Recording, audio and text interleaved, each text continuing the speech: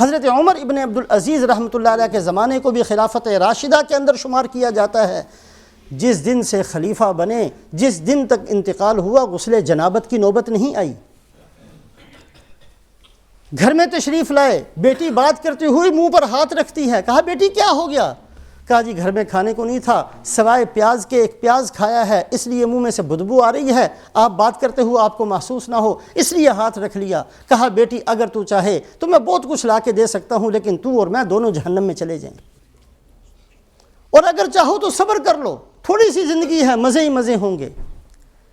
تو رسول پاک علیہ الصلاۃ والسلام نے ان ھذا الامر بدأ نبوۃ ورحمہ ثم یکون خلافۃ ورحمہ، جیسے نبوت کے ساتھ رحمت ہے اسی طریقے سے خلافت کے ساتھ رحمت ہے، ثم ملکا عزوزا، تیسرا درجہ آپ نے فرمایا پھر تو ایسی حکومت اور بادشاہت آئے گی جو دوسروں کو کاٹ کاٹ کر حاصل کی جائے گی۔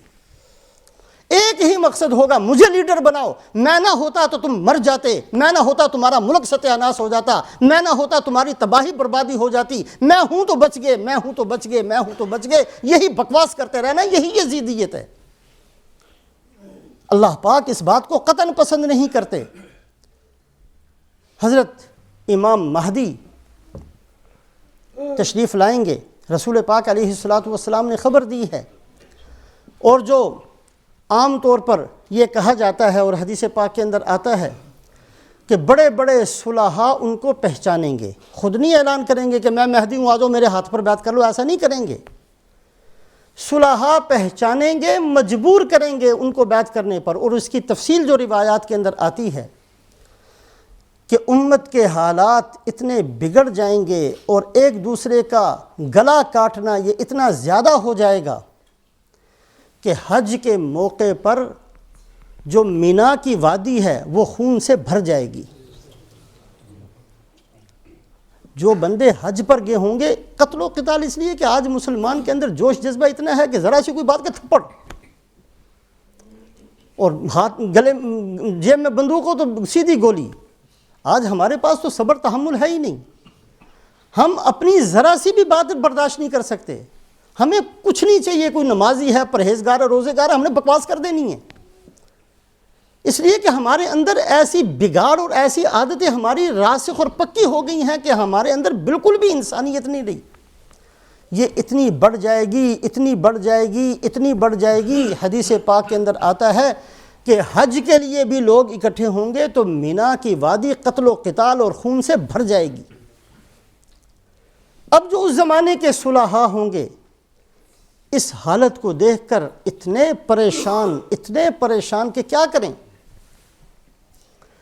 تو 7 اللہ والے، یہ ساری تفصیلات موجود ہیں کتابوں کے اندر، 7 اللہ والے صلحاء، جن میں سے ہر ایک کے ساتھ 310 سے زائد بندے، 311 ہوں، 12 ہوں، 13 ہوں، 14 ہوں، 310 سے زائد، ہر اللہ کے بندے، اللہ والے کے ساتھ 310 سے زائد بندے ہوں گے، یعنی تقریباً کل صلحاء کی تعداد 2170 سے کچھ زائد ہوگی۔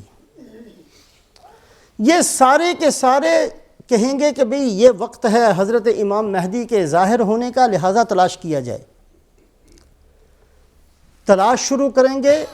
حج ہوتا ہے ذی الحجہ کے مہینے کے اندر 10 تاریخ کو، 9 تاریخ کو، 20 دن ذی الحجہ کے اور 10 دن محرم کے۔ یہ تقریباً 1 مہینہ تلاش کے اندر رہیں گے۔ مکہ مکرمہ کے اندر حضرت امام مہدی مل جائیں گے، پہچان لیں گے کہ یہی وہ آدمی ہے۔ اللہ کے نیک بندے ہوں گے، اللہ نے بصیرت اور فراست ان کو دی ہوگی، لیکن جب ان سے پوچھیں گے کہ آپ فلاں ابن فلاں ہیں تو حضرت امام مہدی یہ سمجھ کر کہ یہ مجھے پہچان نہ لیں، کہیں گے کہ نہیں میں تو ایک انصاری آدمی ہوں، دین کا مددگار ہوں، یعنی اس طریقے سے گول مول سا جواب دیں گے اور ان لوگوں کو چھوڑ کر مدینہ منورہ چلے جائیں گے۔ جب مدینہ منورہ چلے جائیں گے تو یہ جو صلحاء کی جماعت ہے، پھر ان کو پتہ چلے گا کہ یہی امام مہدی تھے، یہ ان کو لینے کے لیے مدینہ منورہ پہنچیں گے، ان کو پتہ چلے گا مجھے لینے آئے ہیں، یہ مکہ آ جائیں گے، وہ مکہ پہنچیں گے، یہ مدینہ چلے جائیں گے، وہ مدینہ پہنچیں گے، یہ مکہ آ جائیں گے، 3 دفعہ ایسے ہوگا۔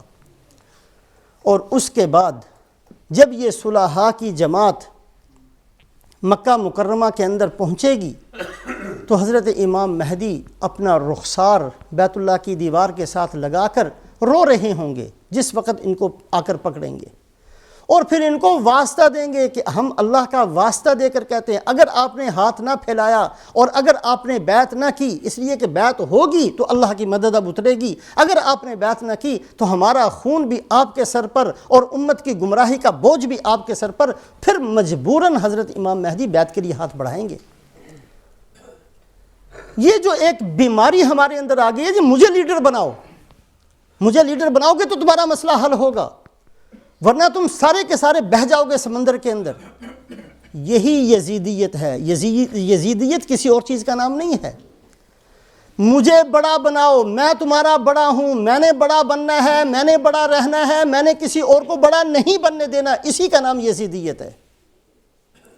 یہی بیماری تھی، سب کچھ جانتے ہوئے کہ میرا مقابلہ کسی عام آدمی سے نہیں، نواسہ رسول سے ہے، جانتے ہوئے بھی بدبختی پر اتر آیا۔ وہ بندے جانتے ہوئے بھی کہ ہمارا مقابلہ حضرت عثمان سے ہے جو دوہرے داماد ہیں سرکار دو عالم صلی اللہ علیہ وسلم کے، بدبختی غالب آ گئی۔ علم کی کمی کسی زمانے میں نہیں تھی۔ تو میرے محترم بزرگوں اور دوستو، علم سے زیادہ ضروری ہے علم کی، دین کی سمجھ حاصل کرنا۔ اگر دین کی سمجھ ہوگی تو تھوڑا سا علم بھی کافی ہو جائے گا، اور اگر دین کی سمجھ نہ ہوئی تو کتابوں کی کتابیں بھی ہمارے لیے مفید ثابت نہیں ہوں گی۔ مجھے بھی اور آپ کو بھی ضرورت ہے کہ صلحاء کو تلاش کریں، صلحاء کے ساتھ رہنا شروع کریں اور اپنے اندر دین کی سمجھ کو پیدا کرنے کا اپنا ارادہ بنائیں۔ صرف کتابیں پڑھنے سے کچھ نہیں ہوتا، جتنی چاہیں پڑھتے رہیں، بہت ہے امت کے پاس، ہر بندے کا گھر کتب خانہ بنا ہوا ہے، ہر آدمی کے پاس 100 کتابیں آج موجود ہیں۔ علم کی کمی کبھی بھی نہیں تھی، نہ یزید کے زمانے میں تھی، نہ حضرت حسین رضی اللہ تعالیٰ عنہ کے شہادت کے وقت تھی، نہ تاتاریوں کے فتنے کے وقت تھی، نہ اسپین ہاتھ سے نکلا اس وقت تھی، نہ ہندوستان کے اوپر مصیبت آئی اس وقت تھی، نہ آج ہے۔ علم کی کمی کبھی نہیں تھی، صرف دین کی سمجھ کی کمی تھی۔ اللہ مجھے بھی نصیب فرمائے، آپ حضرات کو بھی۔